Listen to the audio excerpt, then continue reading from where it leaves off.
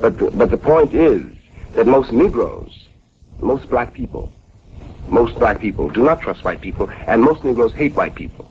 And as long as this country, as the white people in this country, use all the fantastic evasions which they do use to protect themselves against this knowledge, there's one thing every white man in this country knows. He knows he wouldn't like to be black here, no matter what else he doesn't know. No. And all the liberal movements that I've ever been associated with, and all the liberals, almost all the liberals, and the exceptions only prove the rule, all the liberals that I've ever known are working day and night, and not only in terms of not letting a Negro live next door to them, but in terms of their own minds, their own consciences, their own way of life, but to protect themselves against the crime for which they know they are responsible. Now, I cannot, and this is what is important about this, I think, and the future of the country depends on it.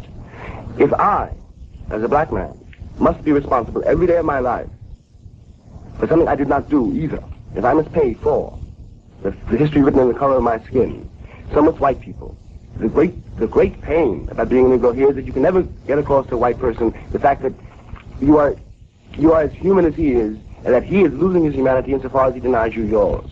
This is the great advantage of the Muslim movement. It doesn't matter whether they hate you or not. But one's got to deal with the record.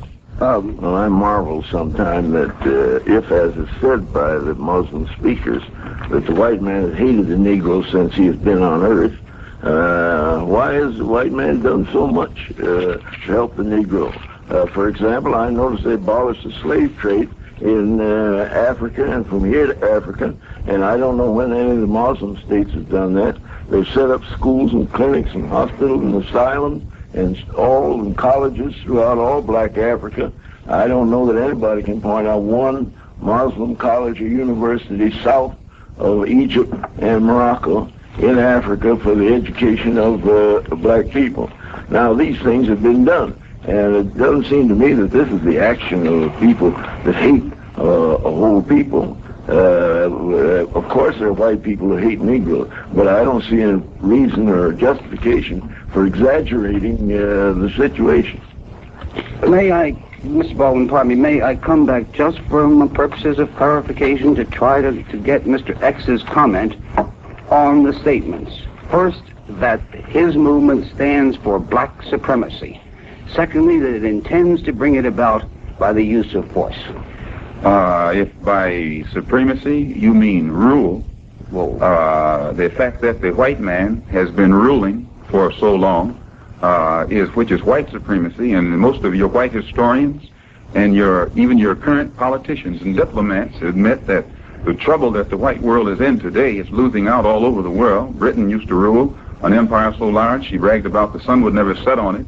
But today, when the sun rises, you can't hardly find Britain. Mr. X, we're talking about what you want to happen. And your leader is quoted in Mr. Lincoln's book as saying that he wants to use an eye for an eye, a tooth for a tooth, and he wants to end white rule in the U.S. He wants to overthrow it, to use the quotation. If Mr. Lincoln said that, Mr. Lincoln is 1,000% wrong. What does he mean by the quotation, then? We must take things into our own hands. What does it matter if 10 million of us die? There will be 7 million of us left. If you have if you have crimes, such as those that were committed against Emmett Till, and the government itself could go into Mississippi and find the exact culprits who committed the crime, or the type of crime that was committed against Mac Parker, and again the government agents go in there and find the culprits who were guilty of murdering Mac Parker, and then turn around and the government admit that it is not able to bring those murderers to justice, I think that it would be insane on the part of any man to deny the family of Mac Parker or the family of Emmett Till the right to come together and defend themselves, since the government admits that it can't. It is helpless to defend them. I take that to be your justification of the use of violence by Negroes. If America is justified in retaliating against Japan when Japan strikes her, or retaliating against Germany when Germany strikes her, or retaliating against any other country to defend herself from attack, I think that America has reached the point of insanity to think that the world would look upon the black people here in America as being wrong if they took a stand to defend themselves against the crime that the white man is committing against us here day and night. I don't see why you don't answer the man's question. Are you for force or are you against force? If you're for force and use of force, then that's sedition. Why don't you level on the thing instead of curving all around? Wait a moment. No. I didn't come. You can't put words in my mouth. Pardon me, I know it all the time. But I want to get that point right there straight. Yeah, Since it is Islam and the Muslims who are being discussed here, and it is Islam and the Muslims who are under fire, I think that it is only right to expect me to give you my answer, not someone else's answer, because this is what primarily has been done here in America.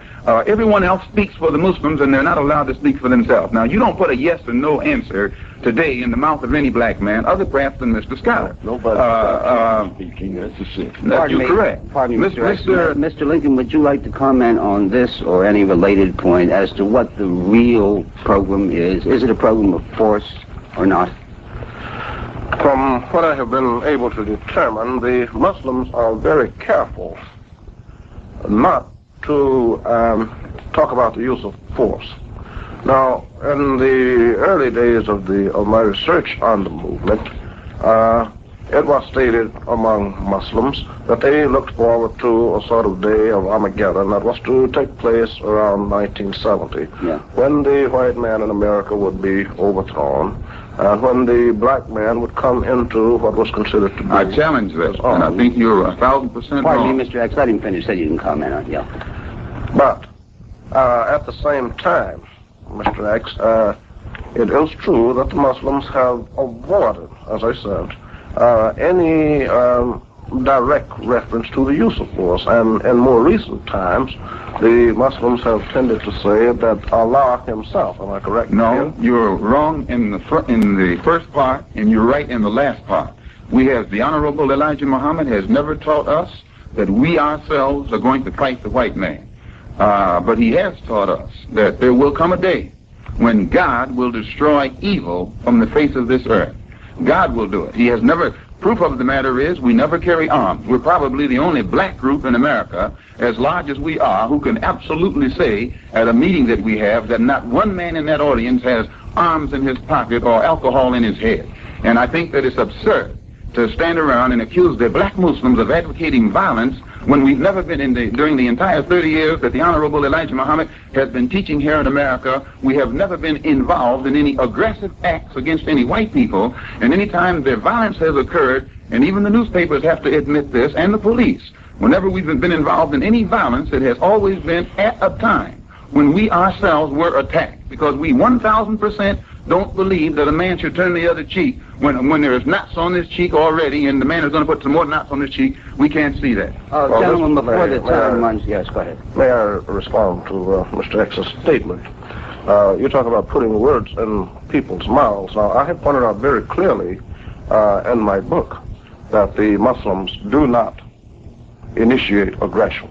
I have pointed out very clearly that they do not carry arms. I have pointed out clearly that they are taught not to initiate aggression, and that they must not even have so much as a fingernail file in their pockets. Correct. And always obey the law.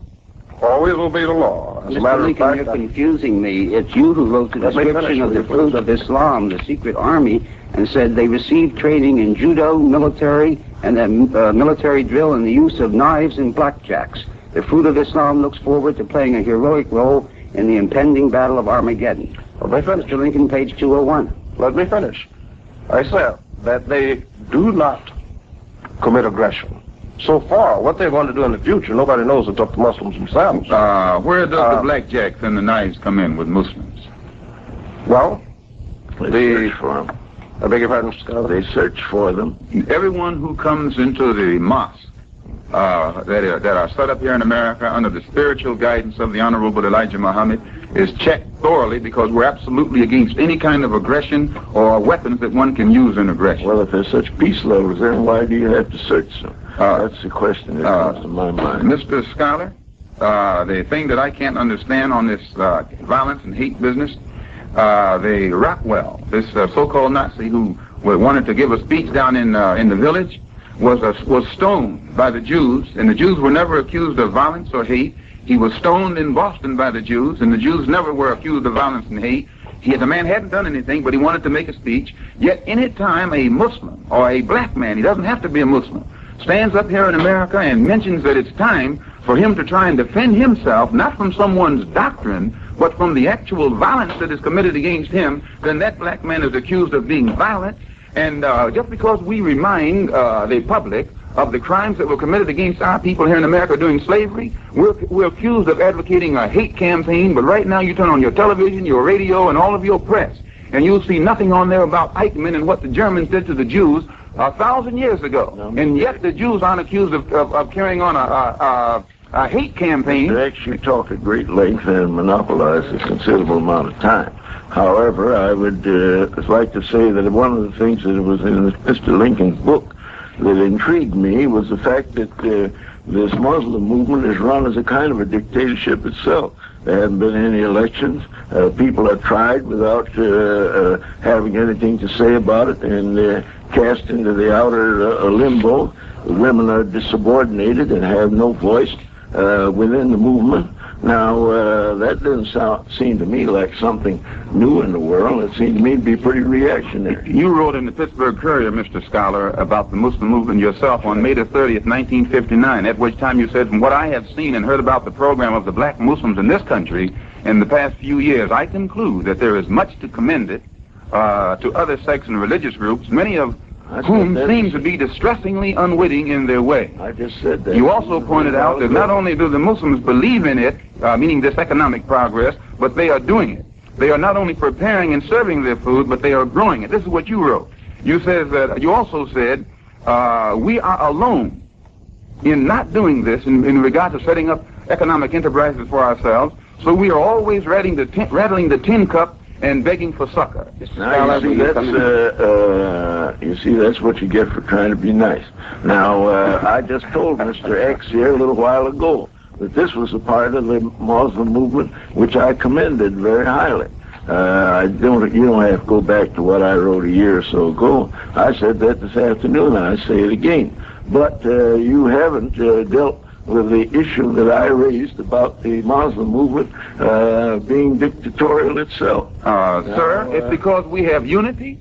Are you or aren't you? No, sir. It's because we have complete unity, and again, the worst critics of the Honorable Elijah Muhammad give him credit for establishing better discipline and unity among his followers than has ever been established among any so-called Negroes in America. And anytime there is unity in any country that has a philosophy or a doctrine or an aim that's in opposition to the power existing blocks. Mr. Schuyler wants to come in, and we have to move on to another point. Mr. Schuyler, do you want to drop this point now? I don't think you men are going to agree. Well, of course, we'll never agree, and I won't drop it, but I will not want to monopolize the time. Mr. Schuyler has made an issue about our religion, and about the Muslims being the one who create all this. He made the point, and I think I want to clear it up. He has made an issue about our religion. Pardon me, Mr. X, I must call you to order here. Mr. Schuyler has dropped the point so that we can move to something else. I want to bring Mr. Baldwin in here, if I may, because I've been very much interested in your articles in Harper's and the Times and so forth, in which you explain the whole Negro mood, part of which is expressed through the black Muslims, as in part of reaction to world events, particularly Africa. And this is a new Negro, you say. Now, in these terms, it's quite interesting to me to read of the alleged connections between the black Muslims and the Muslims in Africa, and between the black Muslims and the Castro movement in Cuba. Do you know anything about this? No, I don't know anything about that in detail, but I know nothing about the Muslim movement in Africa at all, so I can't talk about that. Well, of course, it is making great progress in Africa, as you know. I know that. Do you see this as a worldwide movement at all, which would appeal to the Negro? Well, how can I put it? You know, it seems to me to be arguing in a way almost after the fact. If you're talking about power, it is very, very clear that the Western nations, the white nations, that power is broken. The connection between Cuba and the American Negroes I can see very well, because the way that the United States role in Cuba are exactly analogous in the mind of any Negro living in this country to the situation he finds himself in here. Now, again, I have to come back to this point. We are really talking about power, and we can't argue with the Muslim movement in those terms, because, I repeat this, they're only imitating. They're simply doing the same thing that the white world has done for all these years. Now, that happens to be my objection to the Muslim movement. It seems to me that what we in this country do not know and have not faced is that we can very well isolate ourselves on this continent because the world is no longer white at all. We do not know what to do this in the first place. When we're talking about, I think that Malcolm met Mr. X, and I don't entirely agree with Mr. Schuyler either, or white Americans. I don't know what white men have in the first place, which is so desirable. I don't know why it's so important to be white anymore. It seems to me the civilization, which we are now witnessing in a way, if not the end of, the great transformation of, can only be saved by us in this country if we're willing to do something which we have not done. What would we do, Mr. Baldwin, in your opinion? Do you favor the black Muslim program, or do you favor the program of, let us say, the NAACP? Well, I'm trying to get this. I think the NAACP program is probably outmoded because when you have a situation where the legality of a country is in question, then one does not know what is legal anymore. One has got to revise the entire system. Well, the NAACP says what is legal is the integration of American life. What is legal then in Mississippi? The integration of American life. How does one achieve it then in Mississippi? The NAACP says you keep trying until you achieve. And Mr. X responds that he says he's impatient. Mr. X responds and says he will not wait 100 years. He says something else. He says he doesn't want it either. I say, wait a moment. No, don't say what I say. I say that the black masses themselves in America are impatient, and that the white man does not know how the black masses think any more than he knew how the peasants in Cuba thought when he went in there and thought that they would rise up and side with him. Now, you said the white man does not know, and I'm sure I don't know. He doesn't know, sir. He doesn't know because he's not being told by his so-called Negro advisors, or the ones that he has set up as spokesmen for the so-called Negro. Well, these so-called advisors, I thought were men of some knowledge about the Negro community. They never live in the Negro community. Ralph Bunche has denounced you as a totally escapist movement. Roy Wilkins, Executive Secretary of the NAACP, says you are preaching pure hatred. Thurgood Marshall called you such violent names I won't repeat them here. Answer to each one of those. Martin Luther King says you are simply one of the hate groups arising in our midst. I think all of that. Wait a moment, sir. I think that in fairness, since these things that you read to your audience, in order for you to be fair, I have to make my comment. Go ahead. Number one, these so-called Negro leaders that made these statements, it's contrary to our policy ever to attack anyone personally, only in defense.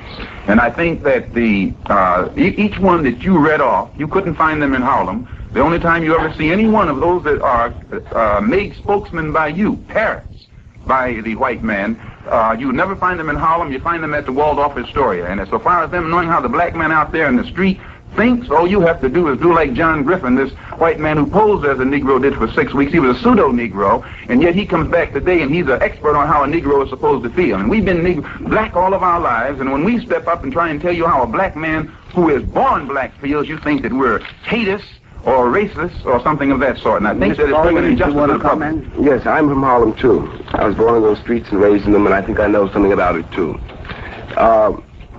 All of the condemnations from Mr. Bunche, et cetera, are all far too simple. The challenge that this movement represents, and I think it's very misleading to think about it simply as a movement. The challenge this movement represents has nothing to do with what they call themselves, or even what their aims are. Whether Mr. X is willing to say what their aims are, or whether or not we know. The challenge this movement represents is finally whether or not this country means to be what it says it is. Are we free or are we not? And we can only decide this one way. If the country wants to be free, then it has got to do something to prove it. And as long as we're not willing to do it, then the Muslim movement will gain more and more and more ground, and not only here but all over the world. If it means we say, I think we should put the governor of Mississippi in jail, as opposed to putting harmless people who challenge House Un-American Activities Committee in jail. I think that what has got to decide... Mr. Baldwin, I still don't have clear whether you favor the black Muslim program or the NAACP program. Two different approaches. But I will not answer it that way. I certainly don't favor the black Muslim movement. But I can see great limits. See why it came about. I can see very well why it came about. I think Mr. Lincoln has explained in his book very well why it came about. I don't think that he has. I don't think there's any mystery. Very well why it came about, or how it exists. For instance, in there where it was said in the book that I spent 2 hours in a secret conversation with Castro, that wasn't done on any research other than through a local New York paper, whom we are suing right now for $3 million for libel. for, we have a $3 million libel suit against a New York paper for saying that I spent 2 hours in a secret conference with Castro. Now, if that's an authentic statement and that's representative of the other statements in the book, then I can say that the book is representative of Muslims. I must respond to that, Mr. X. It was from you yourself. I think you're wrong. I am not wrong on this case. It was from you yourself, and not from reading in any New York paper, that I found that you had an appointment which you kept with Mr. Castro. These words are from your mouth. No, wait a minute. Now, I'll clarify that. 2 of us, and I think allow that there were 2, in a conversation with you, explained about this highly publicized incident with Castro, and we told you exactly how it came about, that I was representing the city of the mayor's office and the police department and half of the civic groups in Harlem that made it possible for me to go up there for the Castro. That when we have only 7 minutes left. I would like to say that 5 minutes left. This particular sect or movement is just one of a succession of such movements that have been in American life for the last 3 centuries. Among Negroes, they began around about 1815 when the American colonization movement began to grow, and Negroes went to Sierra Leone, they went to Liberia, and since then these movements have been recurrent. On the eve of the Civil War, Major Martin R. Delaney had gone to the west coast of Africa and signed treaties with African chiefs, showing that he had a considerable following, and this thought has been in people's minds for a long time. It isn't anything new. But Mr. Schuyler, I take it to be Mr. Baldwin's point and Mr. Lincoln's point in his book that there is a new situation in the world. Mr. Baldwin. Yes, I don't think I think that it is misleading to talk about even Garvey. Any of the movements the movement of the 20s, yes, for the benefit any of these movements, there's one great difference between them, if only one. The difference is Africa. You know, this makes a great deal of difference. But I really want to repeat this point. I think the only way to challenge this movement or to undercut it is for this country to do something it does not seem to be prepared to do, which is to become really overnight a radical country. When I say radical, I mean to really re-examine and overhaul the entire social fabric, to ask, everyone in this country should ask himself why it's so important to be white and what they will lose if they admit to themselves, that I personally, speaking only now for myself, you know, I cannot imagine anything this country can offer me that I any longer want. And what has happened to me, it seems to me, has happened to every Negro in this country. And the only way this can be redeemed and we can prevent, as I say, a reversal, a repetition of this history with the roles reversed, is to decide right now that this country, either everyone in this country is free, either I'm a man or I am not. And it is up to the country to decide it. It is not really any longer up to me. It is. But Lincoln, I don't think you agree with that from reading your book. Well, I certainly agree with it in part. Whether it is the Black Muslim movement, or whether it's the NAACP, whether it's the sit-ins, or whether it's the Southern Christian Leadership Conference under Mr. King, one of the objectives is certainly identical to all of these various expressions, and that is the essential freedom and the dignification of the Negro. Now, whether he goes about it in the way of the Muslims or whether he goes about it in some other way, I believe that this has to come about in this country, and it has to come rather soon. This I do say in my book. This country cannot continue to exist black and white. Either we're going to have to be Americans or we're going to continue to be plagued with all kinds of organizations. If the black Muslims did not exist, then some other group would exist in that place to fill this vacuum. Mr. Schuyler, I think you disagree even more sharply with Mr. Baldwin. Well, I just simply think that there's a lot of wishful thinking in many of these statements. I see no statistical evidence of all this. I've been all over the country. I don't know if the mass of Negroes are panting to join the black Muslims, just like they weren't panting to join Garvey. But there are certain elements that will, because you have all kinds of people in any group. The Negro group is like any other group. You have everything in it. And there's never going to be any unity of all the Negroes, and I think it would be a catastrophe if there were.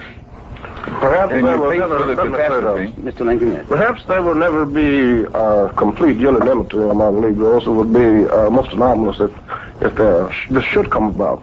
But there is, I think, with Mr. Baldwin, a sharpening of the Negro mood, a kind of insistence that he must. Pardon me, Mr. I want Mr. X to have a word here before we have to close. Just a word. Yes, I don't think that all of the Muslims who follow Mr. Muhammad read the book, that is, the leaders, and we actually don't think that it rightly represents us. And Mr. Muhammad's aim is this. He was raised by God to separate the black man in America from the white man, because the white man will not give us freedom, justice, and equality on his own. And he also teaches us that if white America can't give the black man in America complete recognition as a human being immediately, right here, then we have to separate, and God will give it to us. And he also teaches us that all of the trouble that America is having, just like Pharaoh had trouble in the Bible because he mistreated the slaves, every trouble, political and otherwise. I have the cutoff signal. I'm sorry. For this discussion, thank you, Mr. X, Mr. Eric Lincoln, Mr. James Baldwin, and Mr. George Schuyler. Your host was Eric F. Goldman, professor of history at Princeton University. Professor Goldman's guests today were Professor C. Eric Lincoln, James Baldwin, Malcolm X, and George S. Schuyler.